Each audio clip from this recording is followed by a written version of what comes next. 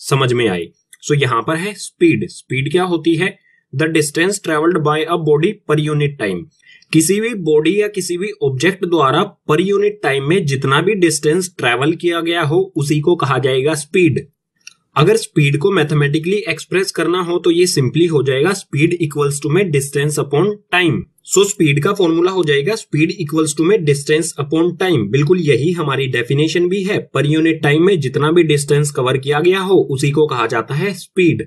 अब स्पीड से रिलेटेड हमें कुछ पॉइंट्स दिए गए हैं, इन्हें भी समझ लेते हैं। इसमें फर्स्ट पॉइंट है it is a scalar quantity. Speed जो है एक स्केलर क्वांटिटी है जिसमें डायरेक्शन नहीं होती है, सिर्फ मैग्नीट्यूड होता है। सेकंड है इट ऑलवेज पॉजिटिव। स्पीड हमेशा पॉजिटिव होगी, कभी भी नेगेटिव या जीरो नहीं हो सकती, क्योंकि स्पीड होती है डिस्टेंस अपॉन टाइम। डिस्टेंस कभी भी ना तो जीरो होता है ना ही नेगेटिव होता है, इसलिए स्पीड भी ना ही जीरो होगी और ना ही नेगेटिव होगी, हमेशा पॉजिटिव होती है। थर्ड पॉइंट दिया है इट्स एसआई यूनिट। स्पीड की एसआई यूनिट के बारे में बोला गया, तो एसआई यूनिट हम फाइंड करते हैं। फाइंड कैसे करेंगे? जो भी हमारा फॉर्मूला होता है, फॉर्मूला क्या है? Speed equals to distance upon time. So distance की एसआई यूनिट होती है मीटर, जो मैंने आपको पीछे वाले पेजेस पर बताया था जहां पर हम डिस्टेंस पढ़ रहे थे। और टाइम की एसआई यूनिट होती है सेकंड। सो मीटर अपॉन सेकंड, यही हो जाएगी हमारी स्पीड की एसआई यूनिट। तो इट्स एसआई यूनिट यानी कि स्पीड की एसआई यूनिट क्या होगी? Metre upon second. स्पीड के सभी कॉन्सेप्ट्स पढ़ने के बाद अब देखते हैं वेलोसिटी। वेलोसिटी क्या होती है? The distance travelled by a body per unit time in a given direction. Given direction में किसी बॉडी या किसी ऑब्जेक्ट द्वारा पर यूनिट टाइम में जितना भी डिस्टेंस ट्रेवल किया गया हो उसे कहा जाएगा वेलोसिटी। इसको अगर हम सिंपली डिफाइन करना चाहें तो ये हो जाएगा it is speed with direction. ये स्पीड होती है डायरेक्शन के साथ। अगर स्पीड के साथ साथ हमें एक स्पेसिफिक डायरेक्शन भी दी गई हो तो उसे कहा जाता है वेलोसिटी। जिस तरह से हमने यहाँ पर स्पीड का फॉर्मूला बनाया है, मैथमेटिकली एक्सप्रेस किया है, बिल्कुल इसी तरह से हम वेलोसिटी को भी एक्सप्रेस कर सकते हैं। सो वेलोसिटी की मैथमेटिकल एक्सप्रेशन हो जाएगी velocity equals to displacement upon time. Velocity से रिलेटेड हमें कुछ पॉइंट्स भी दिए गए हैं, इन्हें भी समझ लेते हैं। इसमें फर्स्ट है it is vector quantity. Velocity एक वेक्टर क्वांटिटी होती है। क्यों? क्योंकि इसमें मैग्नीट्यूड के साथ साथ डायरेक्शन भी गिवन होती है। सेकंड है it can be positive, negative and zero. Velocity positive भी हो सकती है, नेगेटिव भी हो सकती है और जीरो भी हो सकती है। पॉजिटिव कब होगी? जब हमारा डिस्प्लेसमेंट पॉजिटिव होगा। नेगेटिव कब होगी? जब हमारा डिस्प्लेसमेंट नेगेटिव होगा। और जीरो कब होगी? जब हमारा डिस्प्लेसमेंट जीरो होगा। अब बात आती है वेलोसिटी की एसआई यूनिट की। एसआई यूनिट क्या होगी? इसी फॉर्मूले से फाइंड करते हैं। डिस्प्लेसमेंट की एसआई यूनिट मैंने बताया था मीटर होती है और टाइम की होती है सेकंड। सो वेलोसिटी की एसआई यूनिट आ गई मीटर अपॉन सेकंड, और यही एसआई यूनिट हमारी स्पीड की भी है। दोनों की एसआई यूनिट, स्पीड और वेलोसिटी दोनों की एसआई यूनिट होती है मीटर बाय सेकंड। स्पीड और वेलोसिटी दोनों को समझने के बाद बात आती है डिफरेंस की। डिफरेंस आप यहाँ पर साफ साफ देख सकते हैं। स्पीड क्या होती है? डिस्टेंस पर यूनिट टाइम, और ये वेलोसिटी क्या होती है? Displacement per unit time. Speed scalar होती है और वेलोसिटी वेक्टर क्वांटिटी होती है। ये हमेशा पॉजिटिव होती है। ये पॉजिटिव, नेगेटिव या जीरो भी हो सकती है। तो ये डिफरेंस भी हो गए और हमारे कॉन्सेप्ट भी क्लियर हो गए। अब है स्पीड और वेलोसिटी से ही रिलेटेड एवरेज स्पीड और एवरेज वेलोसिटी। इन दोनों के फॉर्मूलों को समझ लेते हैं, क्योंकि एग्जाम में इन्हीं से रिलेटेड काफी न्यूमेरिकल्स आते हैं। सो एवरेज स्पीड का फॉर्मूला होता है एवरेज स्पीड इक्वल्स टू में total distance upon total time. अगर हमें 2 या 2 से ज्यादा स्पीड दी गई है और हमसे पूछा जा रहा है कि एवरेज स्पीड क्या होगी, तो हमें सबसे पहले फाइंड करना होगा टोटल डिस्टेंस, और टोटल डिस्टेंस को टोटल टाइम से डिवाइड करने पर आ जाएगी हमारी एवरेज स्पीड। इसी तरह से 2 या 2 से ज्यादा वेलोसिटी दी गई है हमें और हमसे बोला जाए एवरेज वेलोसिटी फाइंड करो, तो इसका भी सिंपल सा फॉर्मूला हो जाएगा एवरेज वेलोसिटी इक्वल्स टू में initial velocity plus final velocity divide by 2। जो भी हमारी इनिशियल यानी कि स्टार्टिंग वाली वेलोसिटी है और जो भी हमारी फाइनल यानी कि एंड वाली वेलोसिटी है, इन दोनों को ऐड करके 2 से अगर डिवाइड कर देंगे तो आ जाएगी एवरेज वेलोसिटी। सो ये दोनों फॉर्मूले हो गए एवरेज स्पीड और एवरेज वेलोसिटी के। अब इन दोनों फॉर्मूलों का यूज हमें किस तरह से करना है, तो उसके लिए देखनी होगी आपको इस चैप्टर की पार्ट 2 वाली वीडियो, जिसमें कुछ इंपॉर्टेंट क्वेश्चन किए जाएंगे और साथ ही जो भी एनसीईआरटी में न्यूमेरिकल्स हैं उन सभी न्यूमेरिकल्स को सोल्व भी किया जाएगा। तो इन दोनों फॉर्मूलों का किस तरह से यूज करना है उसके लिए लिंक दिया गया है पार्ट 2 का।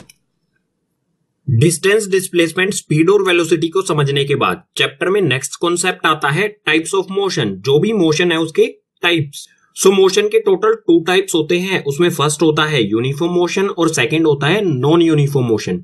इस पेज पर समझ लेते हैं यूनिफॉर्म मोशन क्या होता है।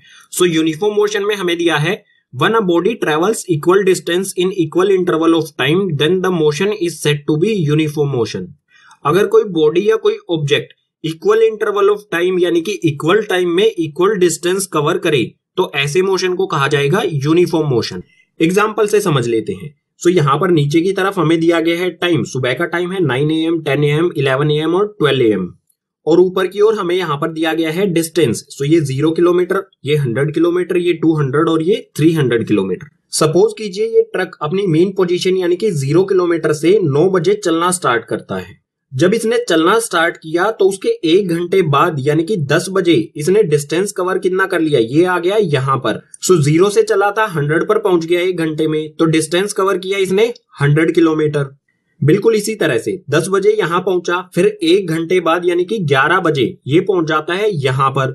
पहले 1 घंटे में इसने डिस्टेंस कवर किया था 100 किलोमीटर, अगले 1 घंटे में भी इसने क्या किया, अगर 100 से चला 200 पर पहुंचा यानी कि फिर से क्या किया, 100 किलोमीटर डिस्टेंस कवर किया, और वो भी सेम इंटरवल ऑफ टाइम में। यहां पर भी 1 आवर था, यहां पर भी 1 आवर यानी कि 1 घंटा।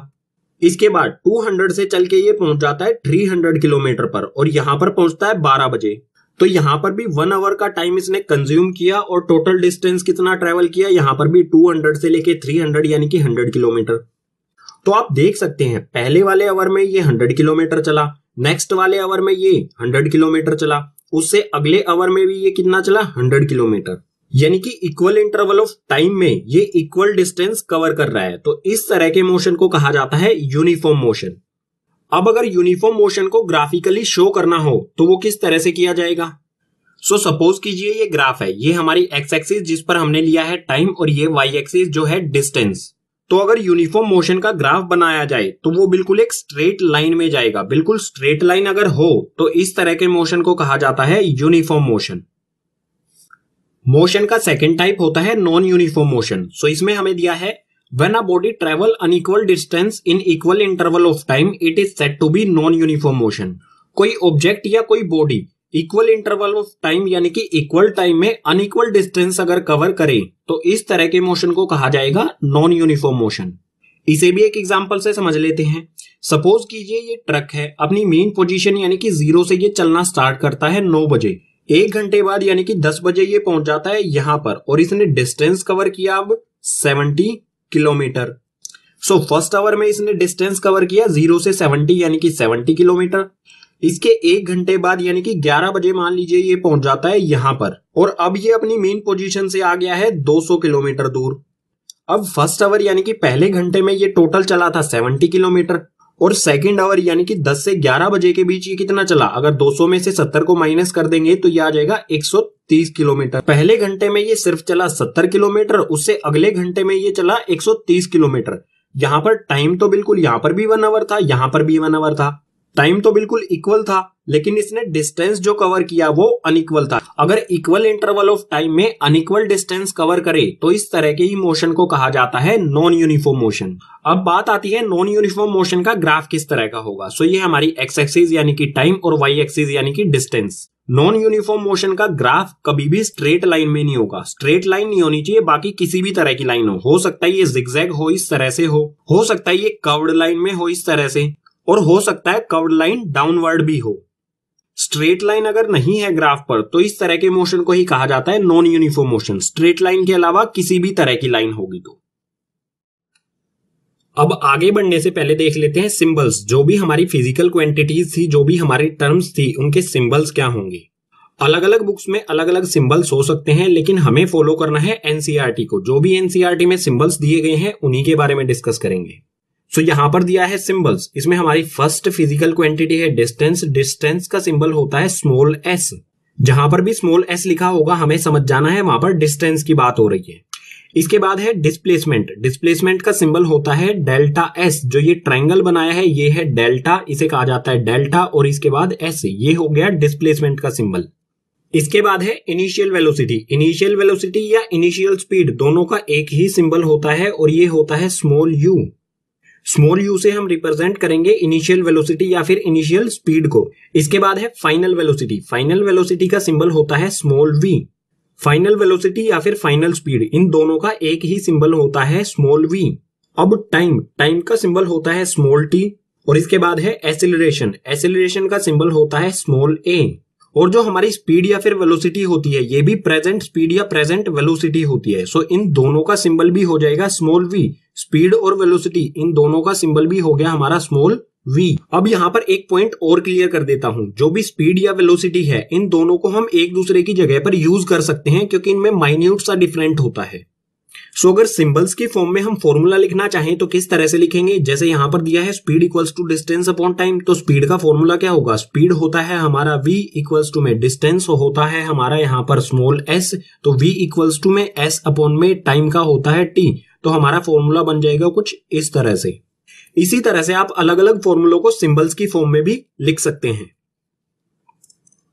अब चैप्टर में नेक्स्ट फिजिकल क्वांटिटी आती है एसेलरेशन। एसेलरेशन क्या होता है? सो यहां पर हमें दिया है the rate of change of velocity of an object with respect to time is called acceleration. किसी ऑब्जेक्ट की वेलोसिटी में चेंज होने की रेट को ही कहा जाता है एसेलरेशन। नेक्स्ट लाइन में दिया है it is a vector quantity. Acceleration vector quantity होती है, यानी कि इसमें डायरेक्शन और मैग्नीट्यूड दोनों चीजें होती हैं। और डायरेक्शन चेंज होने पर एसेलरेशन में भी चेंज हो सकता है। अगर एसेलरेशन को मैथमेटिकली एक्सप्रेस करना हो तो ये किस तरह से किया जाएगा? बिल्कुल सिंपल है। सपोज कर लीजिए किसी ऑब्जेक्ट की इनिशियल वेलोसिटी u है, फाइनल वेलोसिटी v है और टाइम है t। पहले किसी ऑब्जेक्ट की स्पीड या वेलोसिटी u थी, अब उसने अपनी स्पीड को इंक्रीज कर दिया, अब उसकी स्पीड हो गई v। u से v स्पीड होने में टाइम लगा t। तो एसेलरेशन को हम मैथमेटिकली किस तरह से एक्सप्रेस करेंगे? एसेलरेशन का सिंबल होता है a। So a equals to में चेंज इन वेलोसिटी। वेलोसिटी में यहां पर कितना चेंज हुआ है? Final velocity v। अगर इसमें से इनिशियल वेलोसिटी u को हम माइनस कर दें तो हमें मिल जाएगा चेंज की वेलोसिटी में कितना चेंज हुआ है। सो हम लिखेंगे v minus you. So v minus you और अपॉन में t। जितना भी वेलोसिटी में चेंज हुआ है टाइम के रिस्पेक्ट में, उसी को कहा जाता है एसेलरेशन। सो ये सिंपल सा फॉर्मूला हो गया एसेलरेशन का। एसेलरेशन से रिलेटेड हमें कुछ पॉइंट्स दिए गए हैं, इन्हें भी समझ लेते हैं। इसमें फर्स्ट है इट में बी पॉजिटिव और नेगेटिव। एसेलरेशन पॉजिटिव भी हो सकता है और नेगेटिव भी हो सकता है। सेकंड है negative acceleration is also known as retardation और डी एसेलरेशन। जो नेगेटिव एसेलरेशन यानी कि माइनस में जो एसेलरेशन होता है उसको रिटार्डेशन भी कहा जाता है और डी एसेलरेशन भी कहा जाता है। थर्ड पॉइंट है इट्स एसआई यूनिट। एसेलरेशन की एसआई यूनिट क्या होगी ये यहां से फाइंड कर लेते हैं। ऊपर दिया है हमें वेलोसिटी। वेलोसिटी की एसआई यूनिट क्या होती है? मीटर पर सेकंड। सो यहां पर मैं लिखता हूं मीटर पर सेकंड, यानी कि मीटर अपॉन सेकंड। और यहां पर दिया है नीचे टाइम। टाइम की एसआई यूनिट होती है सेकंड। सो सेकंड पहले से ही है, एक और सेकंड आ जाएगा, इसमें मल्टीप्लाई हो जाएगा। तो यहां पर ये आ गया मीटर अपॉन में सेकंड मल्टीप्लाई में सेकंड, तो ये हो जाएगा मीटर पर सेकंड स्क्वायर। और यही हो जाएगी एसेलरेशन की एसआई यूनिट। यहां पर मैं लिख देता हूं ये होगा मीटर पर सेकंड स्क्वायर। एसेलरेशन को मेजर किया जाता है मीटर पर सेकंड स्क्वायर में। अब नेक्स्ट पेज पर पॉजिटिव एसेलरेशन और नेगेटिव एसेलरेशन का एक एग्जांपल ले लेते हैं। किन कंडीशन में पॉजिटिव एसेलरेशन होगा और किन कंडीशन में नेगेटिव एसेलरेशन होगा। ओके, अब पॉजिटिव एसेलरेशन कब होगा? When initial velocity lower than final velocity. Initial velocity हमारी कम हो और फाइनल वेलोसिटी ज्यादा हो तो एसेलरेशन होगा पॉजिटिव। यानी कि हमारी स्पीड या वेलोसिटी अगर इंक्रीज हो रही है तो वो होगा पॉजिटिव एसेलरेशन। एक सिंपल सा यहां पर एग्जांपल ले लिया है। u यानी कि इनिशियल वेलोसिटी है 20 मीटर पर सेकंड, v यानी कि फाइनल वेलोसिटी है 50 मीटर पर सेकंड और टाइम लिया है इस वेलोसिटी चेंज होने में 5 सेकंड्स। इनिशियल वेलोसिटी कम है, फाइनल वेलोसिटी ज्यादा है, तो इस कंडीशन में एसेलरेशन होगा पॉजिटिव। एसेलरेशन का फॉर्मूला क्या होता है? a equals to v minus u upon में t। तो इस कंडीशन में हम एसेलरेशन अगर फाइंड करेंगे तो ये आएगा v माइनस यू, तो 50 माइनस 20। सो सिंपल है 50 minus 20 divide by time. Time है यहाँ पर 5 सेकेंड। सो ये आ गया 5। 50 में से 20 को माइनस करेंगे तो ये आ जाएगा 30 और अपॉन में 5 एज इट इज। 5 से 30 को कैंसिल करेंगे 6 जा पर, तो हमारा एसेलरेशन आया वो आ गया 6 मीटर पर सेकंड स्क्वायर। सो इसी तरह से नेगेटिव एसेलरेशन कब होगा? When initial velocity higher than final velocity. Initial velocity higher यानी कि ज्यादा हो और फाइनल वेलोसिटी कम हो। सो इसका भी एक सिंपल सा एग्जांपल ले लेते हैं। इनिशियल वेलोसिटी यानी कि u ये है 100 मीटर पर सेकंड, उसके बाद हमारी वेलोसिटी हो गई कम, फाइनल वेलोसिटी आ गई 60 मीटर पर सेकंड, यानी कि हमने स्लो कर दिया अपना जो भी ऑब्जेक्ट जो भी व्हीकल है उसको। और ये वेलोसिटी में चेंज कितने टाइम में हुआ, टाइम दिया है यहाँ पर 4 सेकंड्स। इस कंडीशन में जब इनिशियल वेलोसिटी ज्यादा है फाइनल वेलोसिटी से, तो इस कंडीशन में होता है नेगेटिव एक्सेलरेशन। अगर हम इस कंडीशन के लिए एक्सेलरेशन फाइंड करेंगे तो ये आएगा a equals to same formula v minus u upon में t। यहाँ पर वैल्यू पुट करते हैं, v की वैल्यू 60 तो ये आ जाएगा 60 और u की वैल्यू यहाँ पर कितनी है 100। सो 60 माइनस 100 अपॉन में टाइम है 4 सेकेंड्स। 60 में से 100 को माइनस करेंगे तो ये आ जाएगा -40 और अपॉन में 4 एज इट इज। 4 से 40 को कैंसिल करेंगे, सो 4 1 जा 4, 4 10 जा 40, लेकिन 10 आएगा माइनस में क्योंकि 40 क्या था माइनस में। सो हमारा यहाँ पर जो एक्सेलरेशन आया वो क्या आ गया -10 मीटर पर सेकंड स्क्वायर। अब आप ये सोच रहे होगे एक्सेलरेशन पॉजिटिव भी है नेगेटिव भी है, क्या जीरो भी हो सकता है एक्सेलरेशन? तो बिल्कुल जीरो भी हो सकता है एक्सेलरेशन अगर v इक्वल्स टू u हो, यानी कि इनिशियल और फाइनल वेलोसिटी दोनों इक्वल हो तो एक्सेलरेशन होगा जीरो, क्योंकि वेलोसिटी में तो कोई चेंज हुआ नहीं।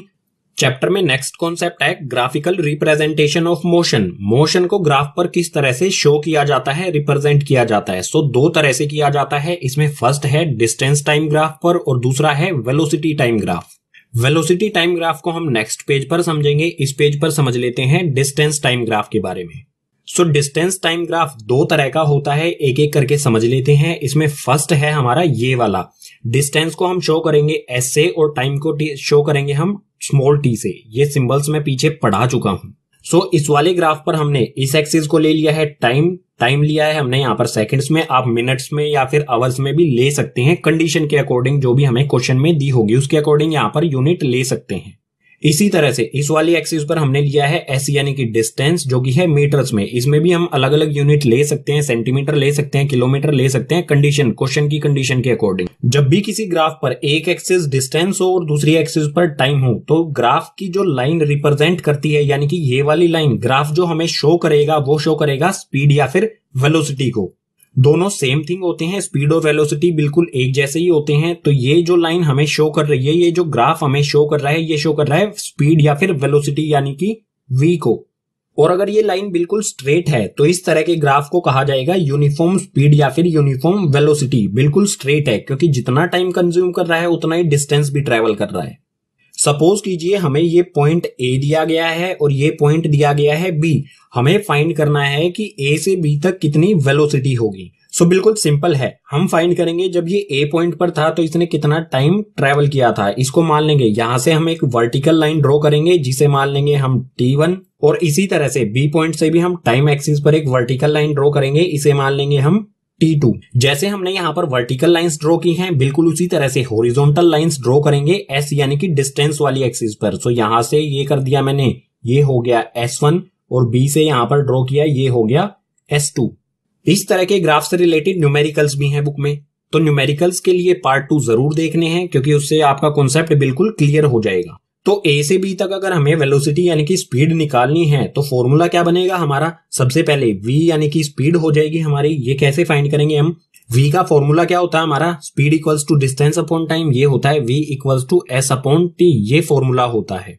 तो सबसे पहले फाइंड करेंगे ए से बी तक कितना डिस्टेंस कवर हुआ है और ये पता लगाने के लिए हमें करना होगा S2 में से S1 को minus. So v equals to में डिस्टेंस की जगह पर यहां आ जाएगा s यानी कि डिस्टेंस की जगह पर आ जाएगा S2 माइनस S1 और अपॉन में टाइम है तो टाइम कितना कंज्यूम हुआ है। यहाँ पर टाइम फाइंड करने के लिए हम क्या करेंगे, T2 में से T1 को माइनस कर देंगे। सो ये आ गया T2 माइनस T1।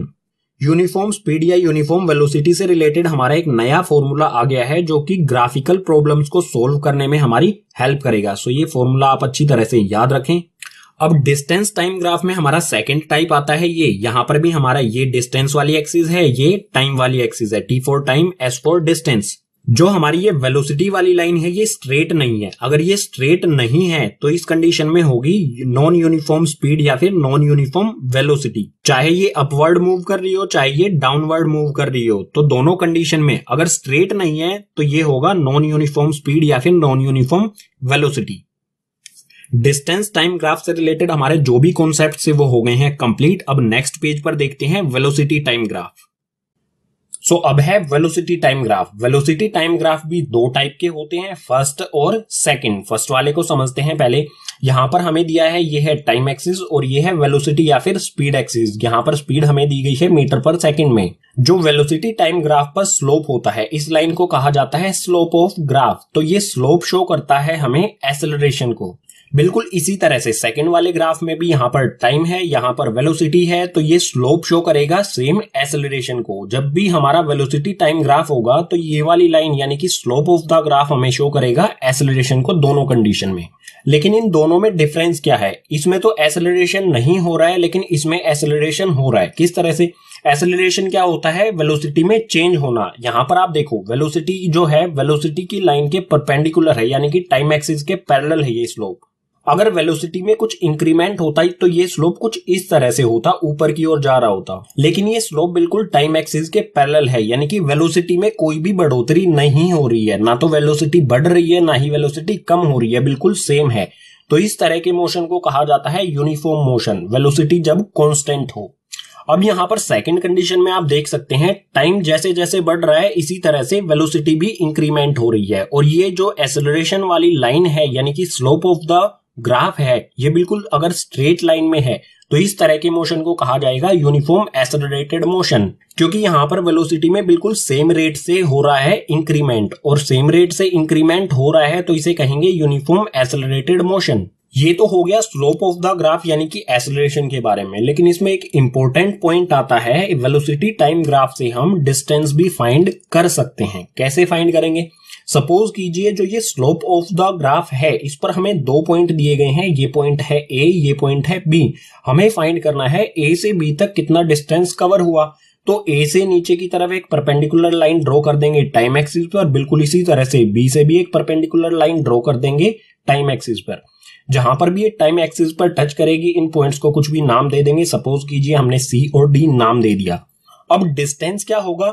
जो ABCD, जो ये ABCD हमारा फिगर बना है, ये एक रेक्टेंगल टाइप का बना है, तो इस वाले पार्ट का जो एरिया होगा उसी को कहा जाएगा, इसी एरिया को कहा जाएगा डिस्टेंस यानी कि S हमारा क्या होता है? डिस्टेंस या फिर मैग्नीट्यूड ऑफ डिस्प्लेसमेंट। इस वाले पार्ट का अगर हम एरिया फाइंड कर लेंगे तो वो बिल्कुल इक्वल होगा डिस्टेंस के। यानी कि अगर हमें डिस्टेंस फाइंड करना है तो ABCD जो ये क्वाड्रिलेटरल बना है इसका एरिया फाइंड करना होगा। बिल्कुल इसी तरह से सेकंड वाले ग्राफ में भी सपोज कीजिए हमें पॉइंट ए और पॉइंट बी दिया गया है, हमें फाइंड करना है यहां पर भी डिस्टेंस। तो यहां पर भी ए से एक परपेंडिकुलर लाइन ड्रॉ कर देंगे टाइम एक्सिस पर, और बी से भी इसी तरह से करेंगे। अब यहां पर भी अगर हमें डिस्टेंस फाइंड करना है तो इस वाले पार्ट का फाइंड करना होगा एरिया, वही एरिया होगा डिस्टेंस या फिर मैग्नीट्यूड ऑफ डिस्प्लेसमेंट के इक्वल। अब जो भी ग्राफ हमने पढ़े हैं इनसे रिलेटेड न्यूमेरिकल्स भी हैं, और न्यूमेरिकल्स को